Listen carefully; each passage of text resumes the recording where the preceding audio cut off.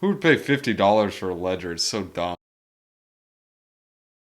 Well, I just lost $1 million. I guess that $50 ledger was awesome.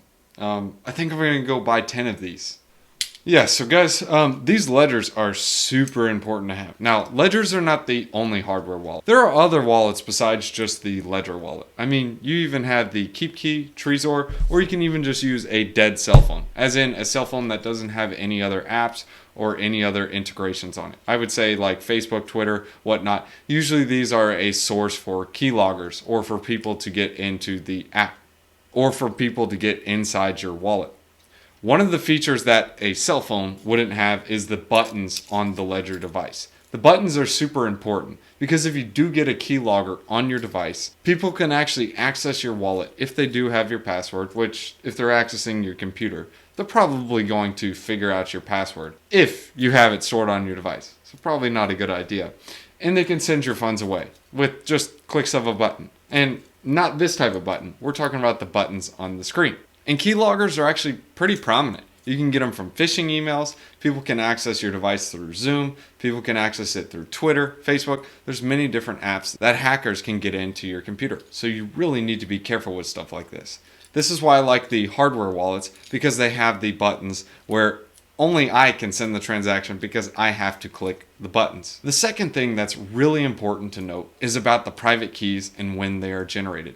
When you open up a software wallet or create a MetaMask wallet, your private keys are actually stored on that device where your MetaMask is. So someone gets into your MetaMask and is able to export those keys. They're able to have your keys, upload those keys in any wallet they want, and hack your funds.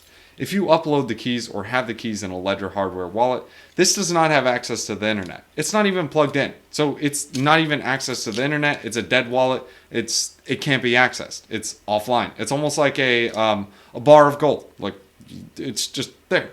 Now, with a cell phone or with a computer, and it has access to the internet, it becomes vulnerable to attackers. So as soon as internet becomes available, or at least you have access to it, that's when the vulnerabilities come in. So that is something important to keep in mind. With all these devices, wherever your wallet is, your private keys are stored there. So to sum up what we just said, two of the most important features of the Ledger hardware wallet is one, it doesn't have access to the internet until it's actually plugged in, which is super important because your private keys are now stored offline. Second is that the hardware wallet has buttons on here. Now, you can use your computer or a separate device in order to do your DeFi stuff, and I highly recommend doing that as well.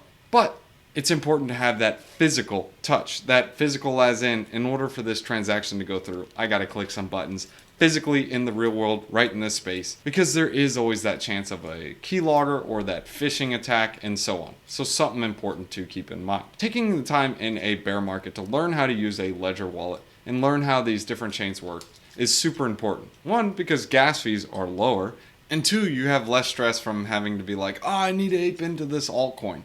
Chill out, don't FOMO, take it easy, learn how to use a Ledger hardware wallet. Now, it's actually pretty easy to attach your hardware wallet to your MetaMask. All you simply do, you can go on to the extension page so you guys can see this, but you just go to this circle box and you say, hey, I want to connect my hardware wallet. You literally choose Ledger, Trezor, QRBase, Lattice, whatever you want. And once you click it, it'll say plug in your Ledger wallet. Once you plug it in, it'll look for your Ledger. If your Ledger is plugged in, it will sense it and say, bada bing, connect. It'll say this is your Nano S. You connect, you sign a transaction, boom pap, what the snap, it's done.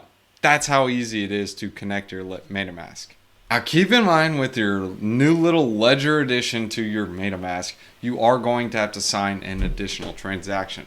When you confirm that transaction on MetaMask, it's not just going to go instantly. You need to look at your Ledger and confirm the transaction and make sure you're on the right chain. Let's say, for example, you're on Binance Smart Chain, Phantom, Ethereum Network, or even Avalanche. Those are your EVM compatible chains. So you'll need to open up the Ethereum app inside your Ledger wallet. Once you do open the Ethereum app in your Ledger wallet, you'll be able to go into the app, open it, and then as soon as you click that transaction on your MetaMask, you're going to click onto the Ledger. It'll say, hey, look, here's your transaction. You click the buttons, you scroll through, and both buttons confirms it. Once you confirm that transaction, it's sent. Now sometimes, bear in mind, it doesn't pop up. So like if you're browsing on Brave browser and you're trying to confirm the transaction and it's not popping up. The problem is you don't have Ledger Live installed on your computer. Once you install Ledger Live on your computer, make sure Ledger Live is open first before you open up the browser. So when you open up Ledger Live, it'll allow you to bridge over to Ethereum, or it'll create a bridge in order to sign this transaction. Now, if you're on Cosmos, or if you're on Near, or if you're on Terra, or any other chains, you're going to have these specific apps for that. Even for Bitcoin, you have to download the certain app for that device. Now, I do have a smaller wallet, as in the Ledger Nano, so it can only store so many chains because it doesn't have a bunch of data. You can delete the app and your tokens will still be stored on the blockchain. So just because you delete the app inside the ledger doesn't mean it's gone forever. It just means before you transact with it, you just have to download the app through Ledger Live. Now I know it may be a lot of information right now, but when you get the Ledger Nano, or if you get a Ledger, it'll definitely help because you'll start to understand it and you'll go back to this video and be like, oh yeah, I remember him saying something like that. So make sure you guys use these different tips. Hope it helps. And I'll make additional videos if you guys need some videos on hardware wallets. Hardware wallets are super important to have. Now, if you guys want to try the Trezor or try a KeepKey, those are other hardware wallets as well. Some of them are a little bit more pricey, so do keep that in mind. I'll leave a link in the description below so you guys can see the affiliate link to Ledger. Now bear in mind, this is a affiliate link, so I do get a portion of the transaction that is made on Ledger. Now, if you don't want to support the channel, the best thing you need to do is just go straight to ledger.com. Do not go to eBay. Do not go to Amazon. Just go straight to Ledger. I won't take events to it, and you can go get a Ledger there. It's the same exact price with the affiliate link or not. I recommend getting this Ledger hardware wallet. Please, please, please. It's super important. I've actually been hacked before, and I wasn't using a Ledger hardware wallet like a dummy. You can see one of the previous videos. I made one like 8 months ago on a hack, and just because I wasn't using a ledger and I was trying to move too fast, and it is what it is. So before we end this video, I want to show you guys how you can not mine some Bitcoin. One of my favorite ones to use is Volt. This is about a year's time, but I've earned almost 6.5 million sats, which is basically 0.065 Bitcoins. Just for free, just for doing what I normally do and purchasing different items. That's about $1,200 worth of Bitcoin. I was just buying stuff. And that's just buying stuff. So they actually have two different plans. They have the Spin card and the Spin Plus card. Leave a link in the description below so you guys can actually sign up with the app and get 5,000 free sats. But dude, this card is free. The annual fee is nothing. You can get this Spin card, and just going about the same way you purchase stuff, you can literally get this for free. I mean, if you want to pay up for another card, the annual fee is $150 on this one. But dude, like, you can't go wrong with a free card. And even then, if you don't want to get the debit card, just thinking, get the app, 5,000 free sats, and then you can spin the wheel every single day and just get some free Bitcoin. I mean, dude, like, why not? And then there's another one on Lolly. Lolly also gives you some free Bitcoin. I'll leave a link in the description below and you'll get $1 worth of free Bitcoin just for signing up.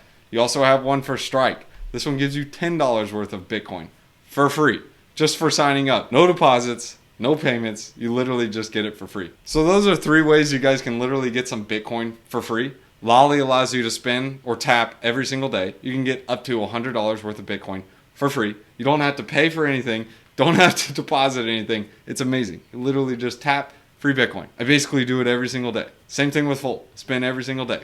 Free money. I mean, dude, it's like Bitcoin. That's how you stack sats. It's awesome. It adds up. As you can see, it's like $1,200 for free. And then of course you got Strike. You just get $10 in Bitcoin for free. So once you sign up for that, you can withdraw it to any wallet you want. Proverbs chapter 16 verses 10. The lips of a king speak as an oracle, and his mouth does not betray justice. Be that oracle, man. Be like Chainlink.